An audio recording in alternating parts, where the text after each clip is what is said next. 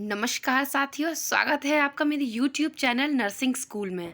तो दोस्तों, आज की जो इस वीडियो में हम बात करने जा रहे हैं SGPGI and RML special class के बारे में, जो कि काफ़ी ज़्यादा स्पेशल है। काफ़ी इंपॉर्टेंट क्वेश्चन मिलेंगे आपको और उनकी डीप एक्सप्लेनेशन आपको मिलने जा रही है। तो वीडियो को एंड तक देखना, ठीक है। नोटबुक साथ लेके बैठना ताकि आप नोट कर सकें, या आप स्क्रीनशॉट भी ले सकते हैं अपने स्टडी पर्पजेज़ के लिए। तो स्टार्ट कर लेते हैं वीडियो को। और अगर आप चैनल पर नए हैं तो प्लीज़ चैनल को सब्सक्राइब ज़रूर कर लीजिएगा, बेल आइकन, और साथ में लाइक भी कर देना वीडियो को। तो स्टार्ट कर लेते हैं आप क्वेश्चन नंबर फर्स्ट से। तो क्वेश्चन नंबर फर्स्ट में जैसा बोला गया है, a patient who recently underwent the amputation of the leg and complain of pain in amputated part and the nurse should explain to the patient which of the following. यानी कि एक patient है जो कि अभी अभी उसका एम्पुटेशन हुआ है, किसका? लेग का एम्पुटेशन हुआ है। और पेशेंट आपको आके बता रहा है कि सिस्टर, मुझे पेन हो रहा है मेरे एम्पुटेटेड पार्ट में। तो नर्स क्या करेगी, क्या समझाएगी पेशेंट को, वो आपको 4 ऑप्शन में से देख के बताना है। जैसा कि पहला ऑप्शन आपका सामने दिया गया है, patient is experience the central pain syndrome.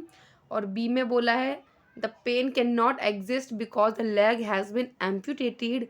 या सी में बोला है the pain is phenomenon which is known as ghost pain, and D, the pain is real experience for the patient. So आपका जो राइट आंसर है वो दोस्तों, आपका right answer option number C है। बिकॉज एम्पुटेशन जब किसी लिम्ब का होता है, उसके बाद जो फील होने वाला पेन होता है वो फैंटम पेन कहलाता है, जिसको हम घोस्ट पेन के नाम से भी जानते हैं, ठीक है। जो नर्व एंडिंग्स होती हैं वो पेन का स्टिमुलेशन एंड स्ट्राइक देती है। एंड इसी के साथ थोड़ा नीचे देख लेते हैं क्या बोल रखा है यहाँ पे नीचे। This is known as phantom pain. These are the sensations which are described as a perception that the individual experiencing the relating to the limb or an organ and that is not physically a part of the body and amputation or limb loss। यानी कि जब limb loss होता है, amputation हो जाता है, तो उसके बाद जो होने वाला पेन है वो नर्व्स की सेंजेशन वाला पेन होता है, जो पेशेंट को परसीव होता है, जो कि फैंटम पेन कहलाता है, ठीक है। Second is next question, congenital absence of partial और complete distal half of the limb. जो डिस्टल लिम्ब्स हैं, यानी कि निचले हिस्से के, जो शरीर के निचले हिस्से, डिस्टल लिम्ब्स जो हैं, उसका जो हाफ पार्ट है वो कंप्लीटली, या बोल सकते हैं पार्शली, कंजेनाइटली यानी कि पैदाइशी, बाई बर्थ, कंजेनाइटली एब्सेंट है ही नहीं, ठीक है। क्वेश्चन में क्या बोला है? कंजेनाइटल एब्सेंस ऑफ पार्शियल और complete distal half of a limb is called. तो उस शब्द को क्या बोलेंगे दोस्तों? एमेलिया, मेरोमेलिया, हेमीमेलिया एंड ट्रांसवर्स हेमीमेलिया, ठीक है। तो उसका जो आंसर है दोस्तों, ऑप्शन नंबर सी है, हेमीमेलिया। उस टर्म को हम हेमीमेलिया बोलेंगे। और यहाँ पे हेमीमेलिया का मतलब क्या है, जिसे मैंने अभी आपको बताया, अगर डिस्टल हाफ ऑफ लिम्ब अगर कंजेनाइटली पार्शियल तरीके से या कंप्लीट तरीके से एब्सेंट होगा तो उसको हम बोलेंगे हेमीमेलिया। एंड यहाँ पे मेरो लिखा है, मेरोमेलिया। मेरोमेलिया में क्या होता है? Partial absent of at least one limb, और it is also referred as terminal transverse हेमीमेलिया।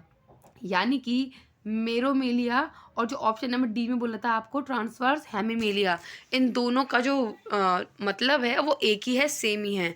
ये साइनोनिम्स हैं एक दूसरे के, मेरोमेलिया एंड ट्रांसवर्स हेमीमेलिया, ओके। मेरोमेलिया में क्या होता है, अगर एक लिम्ब पार्शियल तरीके से एब्सेंट होता है, यहाँ पे ओनली वन लिम्ब की बात हो रही है, और हेमीमेलिया में बोथ लिम्ब की बात हो रही थी। यहाँ पे पार्शियल एटलीस्ट बोला है ना, एटलीस्ट अगर वन लिम्ब का पार्शियली एब्सेंट है तो उसको हम बोलेंगे टर्मिनल ट्रांसवर्स हेमीमेलिया या मेरोमेलिया भी बोलते हैं। एंड यहाँ पे बोला है एमेलिया, जिसमें कंप्लीट एब्सेंस होता है स्केलेटल पार्ट ऑफ वन और मोर लिम्ब। एक या एक से ज़्यादा, कंप्लीटली, पार्शियल नहीं है यहाँ पर, कंप्लीट तरीके से बोला है। अगर स्केलेटल पार्ट का वन या मोर लिम्ब एब्सेंट होता है तो उसे अमेलिया बोलते हैं, ठीक है। The next question is, in the bone healing process. Bone healing process कब होती है? जब पेशेंट को फ्रैक्चर हो जाता है, बोन में फ्रैक्चर आता है, क्रैक आता है, तो उसकी जो हीलिंग प्रोसेस होती है, उस वक्त जो ग्रेनुलेशन टिश्यू फॉर्मेशन होता है वो कौन सी स्टेज में टेक प्लेस करता है, आपको बताना है। Stage 1, stage 2, stage 3 and stage 4। तो दोस्तों, आपका जो राइट आंसर है वो है स्टेज 2। स्टेज 2 में granulation tissue formation take place होता है। एंड यहाँ पे हम देख लेते हैं following the fracture of bone and secondary healing begin with consist of 4 steps. Okay, 4 steps में बोन की हीलिंग होती है। पहले में क्या होता है, हेमाटोमा फॉर्मेशन होता है। फ्रैक्चर हुआ, ब्लीडिंग हुई, वहाँ पे 1 to 5 डेज लेगा।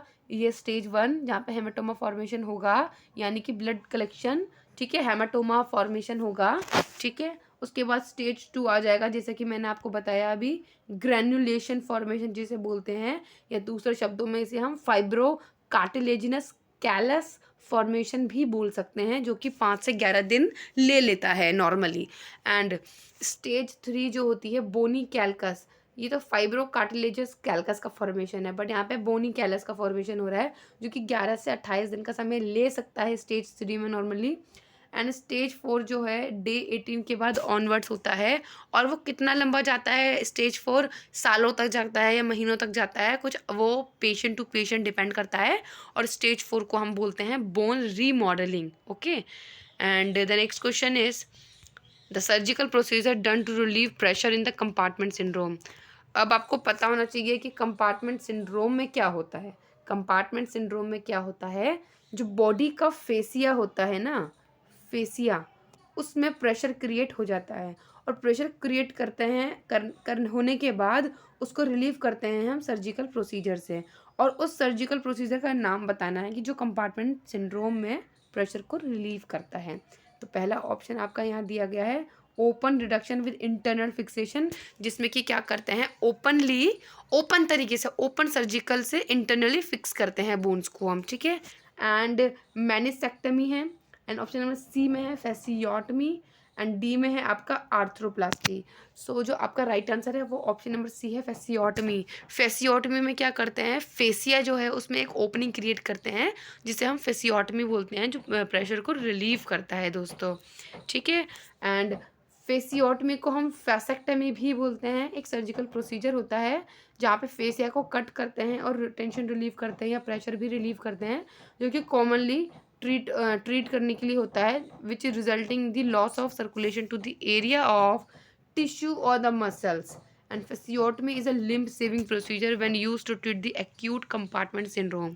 एक्यूट कंपार्टमेंट सिंड्रोम को ट्रीट करने के लिए फेसियोटमी किया जाता है, ताकि जो लिम्ब है उसको सेव कर सकें, उसमें कुछ कॉम्प्लिकेशन क्रिएट ना हो जाए। तो इसीलिए एक्यूट कंपार्टमेंट सिंड्रोम को ट्रीट करने के लिए, सेव करने के लिए फेसियोटमी की जाती है। So the next question is all of the following conditions are contraindicated for the irrigation of ear. यहाँ पे बोला गया है अगर पेशेंट का इरिगेशन करना है, एक्सेप्ट वाला क्वेश्चन है, यानी कि बोला गया है 4 ऑप्शन आपको दे दिए गए हैं, और उनमें से बोला गया है कि इनमें से कौन कौन सी कंडीशन है जो पेशेंट को कॉन्ट्राइंडिकेटेड होती है for the irrigation of year. Patient के इरिगेशन ऑफ ईयर में कॉन्ट्रा इंडिकेटेड है कोई 3 ऑप्शन, एक्सेप्ट, यानी कि ये ऑप्शन राइट नहीं है, मैं एग्जांपल दे रही हूँ। कहने का मतलब है 4 ऑप्शन दिए गए हैं और उनमें से कोई एक ऑप्शन ऐसा है जिस कंडीशन में हम इरिगेशन ऑफ ईयर कर सकते हैं, और बाकी किन्हीं 3 में इरिगेशन ऑफ ईयर को कॉन्ट्रा इंडिकेटेड रखा जाता है। तो हम ज़रा देख लेते हैं, जैसे कि ओटाइटिस एक्सटर्ना की कंडीशन में irrigation of year Contra indicated होता है।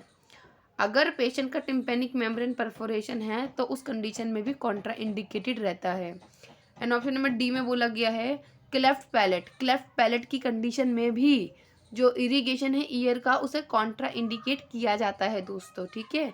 एंड अगर आपके पास पेशेंट है और उसने बोला है तो 6 महीने पहले मिडल ईयर में इन्फेक्शन हुआ था, तो ये कोई कॉन्ट्रा इंडिकेटेड कंडीशन नहीं है। सो ऑप्शन नंबर सी आपका राइट है दोस्तों, ऑप्शन नंबर सी है। यहाँ पे हम ज़रा देख लेते हैं कि इरिगेशन ऑफ ईयर्स के कॉन्ट्रा इंडिकेशंस क्या क्या होती हैं, थोड़ी देख लेते हैं। Complication following the previous year irrigation, अगर प्रीवियस टाइम पे ईयर इरिगेशन करने में कोई कॉम्प्लिकेशन क्रिएट हुई है, so this is Contra indicated in this case. And current ear infection with in the last 6 weeks, अगर करंट ईयर इन्फेक्शन है तो उसमें भी कॉन्ट्रा इंडिकेटेड है।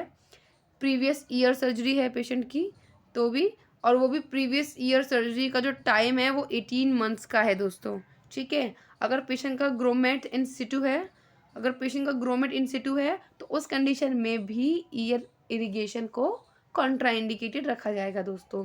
एंड द करंट परफोरेशन, अगर करंट में परफोरेशन है और ईयर परफोरेशन की हिस्ट्री पहले भी रही है तो उस कंडीशन में भी कॉन्ट्राइंडिकेटेड रखेंगे। और क्लेफ्ट पैलेट की कंडीशन में भी, अगर क्लेफ्ट पैलेट को रिपेयर्ड भी कर दिया गया है उस कंडीशन में भी, अगर वो रिपेयर्ड हो गया है उस कंडीशन में भी ईयर इरिगेशन नहीं करना है। और रीअकरेंट, अगर रीअकर करता है ओटिटिस एक्सटर्ना उस कंडीशन में भी नहीं करना है दोस्तों आपको। सो द नेक्स्ट क्वेश्चन आपका है ऑप्शन नंबर सी, और sorry question number 6, the complication of chronic suppurative otitis media. This is otitis media is a ear infection which is chronic in nature and suppurative in nature. Okay, so chronic suppurative otitis media की जो complications है वो पूछी गई है। पहला है आपका cholesteatoma, meningitis, both A and B, या ऑप्शन नंबर डी में है कंडक्टिव हियरिंग लॉस। सो आपका जो राइट आंसर दोस्तों ऑप्शन नंबर सी रहेगा, यानी कि A and B, cholesteatoma and meningitis, ये दोनों ही कॉम्प्लिकेशन होती है क्रॉनिक सप्यूरेटिव ओटाइटिस मीडिया की।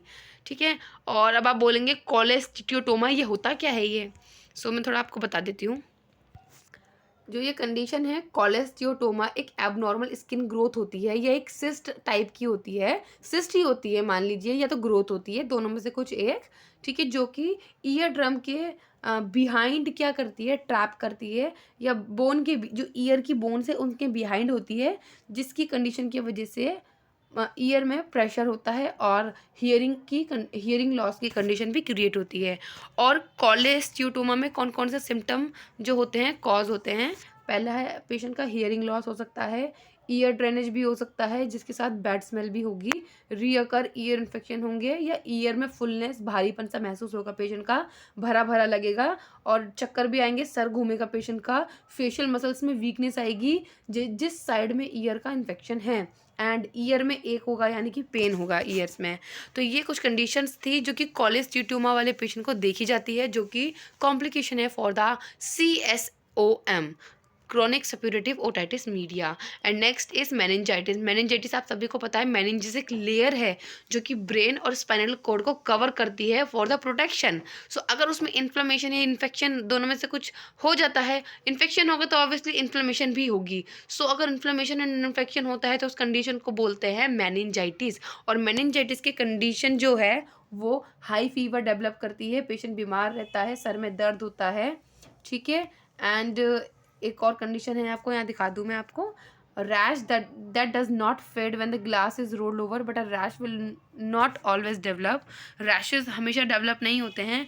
नेक में स्टिफनेस रहती है काफ़ी ज़्यादा, डिसलाइक ब्राइट लाइट्स, यानी कि लाइट सेंसिटिविटी होती है, फोटोफोबिया टाइप का, और ड्राउसीनेस, अनरिस्पॉन्सिवनेस रहेगा, और पेशेंट को फिट्स भी आते हैं, सीजर्स भी आते हैं, दौरे भी पड़ते हैं। नेक्स्ट क्वेश्चन है आपका, severely burn woman had her last tetanus shot couple of year before, and which of the following should be administered for this patient? एक सीवियरली बर्न वुमन आई है आपके बर्न वार्ड में, और उसका जो tetanus का शॉट है history में पता चला है 2 साल पहले, कपल ऑफ ईयर्स बोला है, 2 साल से ज़्यादा ही हो गया लगभग, अप्रॉक्सीमेट मान लेते हैं जो लगा है। ठीक है, अब बोला है कि पेशेंट को क्या एडमिनिस्टर करेंगे इन 4 ऑप्शन में से, DPT booster, tetanus antitoxin, tetanus toxoid booster, and hyper immune human tetanus globulin. तो आपका राइट आंसर जो है दोस्तों वो है आपका option number C, tetanus toxoid का TT का बूस्टर देंगे। ठीक है, TT बूस्टर पेशेंट को एडमिनिस्टर करेंगे उस कंडीशन में। And DPT is not given after the age of 6 year. DPT को 6 साल की उम्र के बाद, जब हमारी उम्र तो 6 साल की होती है उसके बाद DPT का जो वैक्सीन है नहीं दिया जाता है।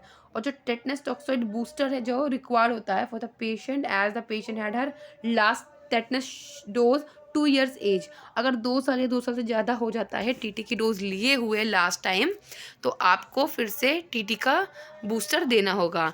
एंड जो टेटनस एंटीटॉक्सिन है, this is administer if considerable time has elapsed from the time of injury.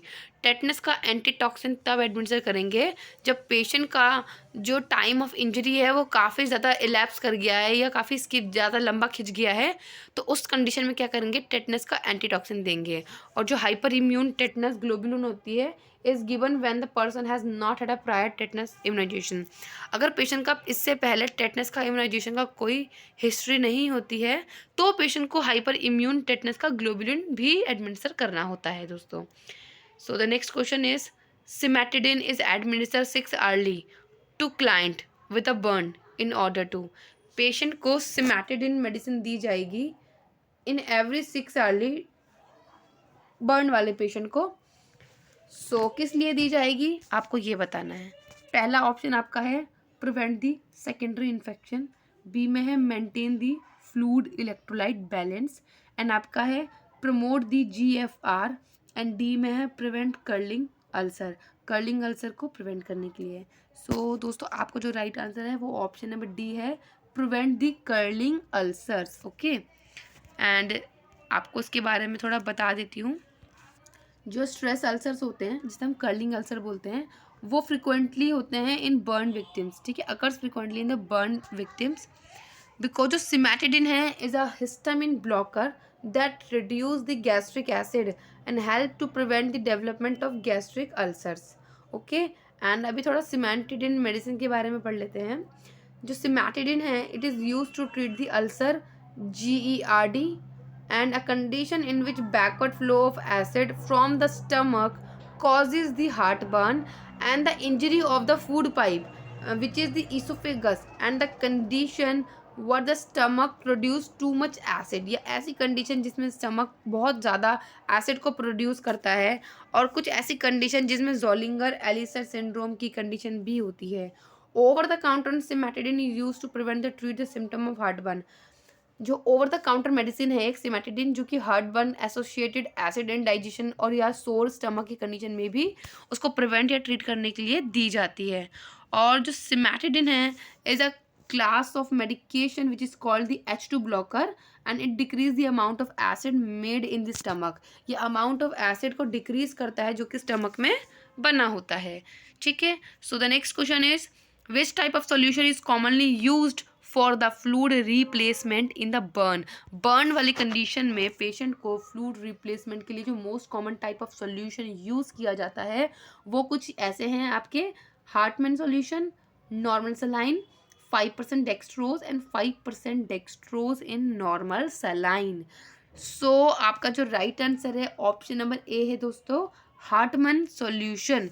Hartmann solution जो है वो क्या कंटेन करता है, sodium, potassium, calcium chloride and lactate, ठीक है। ये जो कंटेंट है ये हार्टमैन सॉल्यूशन के कंटेंट्स होते हैं and it is useful in the resuscitation of burn patient, ठीक है। बर्न पेशेंट के रिससिटेशन में फ्लूइड मैनेजमेंट में यूज़ किया जाता है Hartmann solution. Risk of causing metabolic acidosis, जो रिस्क होता है causing the metabolic acidosis due to high sodium and low chloride concentration of Hartmann solution. Hartmann solution में जो है रिस्क होता है मेटाबॉलिक एसिडोसिस की कंडीशन को कॉज करने का, बिकॉज इसमें हाई कंटेंट होता है सोडियम का और लो कंसंट्रेशन होता है क्लोराइड का हार्टमैन सॉल्यूशन में, ठीक है। If being used as a sole fluid यानी कि अगर पेशेंट का जो फ्लूइड रिससिटेशन चल रहा है और उस कंडीशन में ओनली हार्टमैन सॉल्यूशन को ही यूज़ किया जा रहा है तो उस कंडीशन में पेशेंट को मेटाबॉलिक एसिडोसिस की कंडीशन क्रिएट हो सकती है, बिकॉज सोडियम का लेवल हाई है इस सॉल्यूशन में और क्लोराइड का कंसंट्रेशन लो है दोस्तों। हार्टमैन सॉल्यूशन के साथ साथ सलाइन और RL की फ्लूइड भी एडमिनिस्टर करनी होती है पेशेंट को साथ ही साथ, ठीक है। And the next question is inflammation of tissues surrounding the nail. अब यहाँ पे इन्फ्लामेशन की बात करी है और इन्फ्लामेशन भी कहाँ है, नेल्स में नहीं है, ये नेल है आपकी फिंगर का तो इसके सराउंडिंग में बात करी है, ठीक है। क्वेश्चन में पढ़ो आप, सराउंडिंग लिखा है, ठीक है। तो नेल के सराउंडिंग में बात की गई है, इन्फ्लामेशन है, तो उस कंडीशन को हम क्या बोलेंगे, क्लबिंग, कोइलोनाइकिया, ओनिकोलाइसिस, पैरोनाइकिया। दोस्तों आपका जो राइट आंसर है वो है पैरोनाइकिया, ठीक है। बिकॉज जो पैरोनाइकिया है, पैरो से आप बात समझना, पैरो यानी कि सराउंडिंग, ठीक है। तो आपको नीचे थोड़ा एक कीवर्ड भी दिया गया है, कीवर्ड ये है पैरा का मतलब है साइड ऑफ बी साइड्स, जो ऑप्शन नंबर डी में बोला गया है, which will help you to connect the key term in the stem tissue surroundings, okay. And an infection that develop along the edges of the finger nail और toe nails which is called the paronychia. अगर toe nail और finger nail की edges में infection develop होता है nails के, तो उस कंडीशन को बोलते हैं paronychia. And more specifically it is superficial infection of epithelium lateral the nail plate के जो लेटरल एपिथेलियम होती है उसका सुपरफिशियल इन्फेक्शन होता है ये, जो कि बिगिन होता है as a cellulitis, okay. So the next question, what is the normal colour of amniotic fluid when the bag of water rupture. अब आप बैग ऑफ वाटर से तो काफ़ी ज़्यादा फैमिलियर होंगे, ओबीजी का क्वेश्चन है, काफ़ी ज़्यादा अच्छा है। बैग ऑफ वाटर जो है, ठीक है, लेबर के टाइम पे अगर प्रेग्नेंट वुमन का रप्चर हो जाता है बैग ऑफ वाटर, और उसमें से एमनियोटिक फ्लूइड का क्या कलर आएगा आपको बताना है, ठीक है। नॉर्मल कंडीशन की बात हो रही है, यहाँ पे पढ़ लेना, नॉर्मल कलर पूछा है यहाँ पर, clear, greenish, brownish and golden. So जो आपका राइट आंसर है ऑप्शन नंबर ए है, क्लियर, बिकॉज एमनियोटिक फ्लूइड का जो कलर है वो क्लियर होता है जब बैग ऑफ वाटर रप्चर होता है। और बाकी के कलर कौन सी कंडीशन में होते हैं मैं आपको बता देती हूँ। अगर मान लीजिए पेशेंट का जो एमनियोटिक फ्लूइड का कलर है ग्रीन आ रहा है, तो पेशेंट को मेकोनियम स्टेन्ड है, यानी कि पेशेंट के वूम्ब में फीटस ने स्टूल पास किया है, मेकोनियम पास किया है, फर्स्ट टाइम का जो स्टूल होता है मेकोनियम पास कर दिया है, उसकी वजह से ग्रीन कलर आ रहा है एमनियोटिक फ्लूइड का।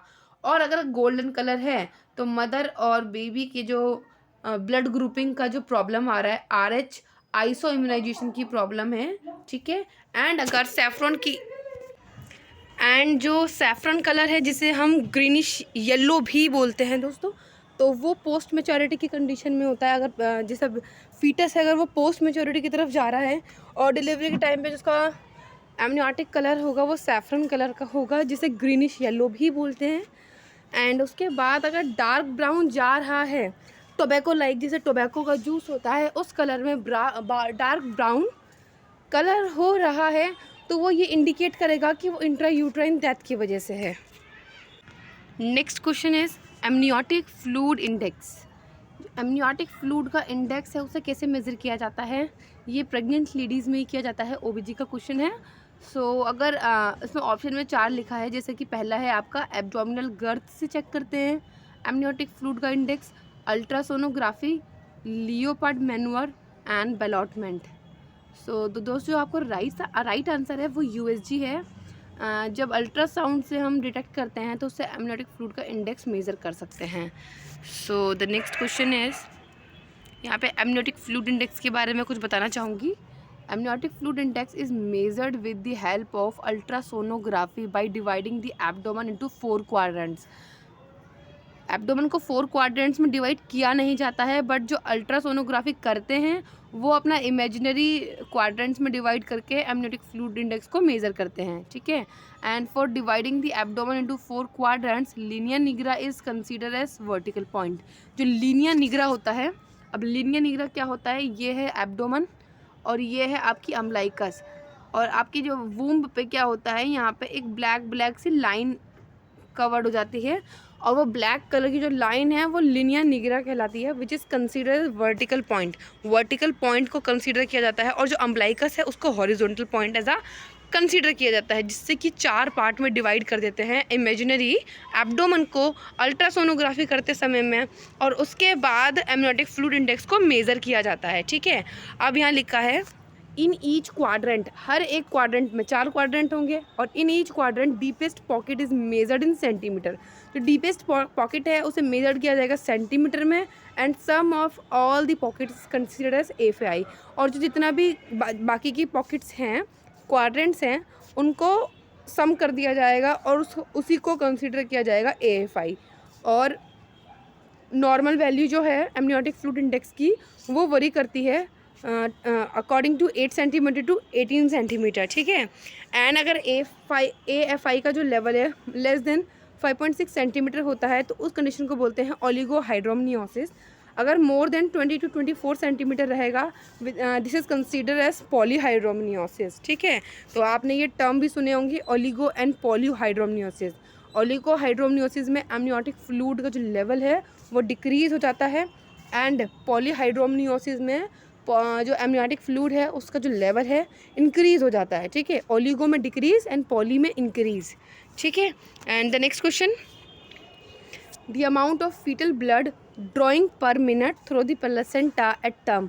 एट टर्म पे प्लेसेंटा जो है टर्म पे, टर्म मतलब जो फुल टाइम जो चल रहा होता है, टर्म कंडीशन में जो प्लेसेंटा है वो पर मिनट में कितना फीटस को ब्लड फ्लो करता है, ठीक है। Amount of fetal blood flow करता है पर मिनट में। तो 4 ऑप्शन दिए गए हैं, 100 से 200 ml, 200 से 300 ml, 300 से 400 ml एंड 500 to 600 ml। सो आपको जो राइट आंसर है ऑप्शन नंबर डी है। टर्म में क्या करता है, प्लेसेंटा का जो फीटल ब्लड फ्लोइंग अमाउंट है वो 500 to 600 ml होता है पर मिनट का, ठीक है।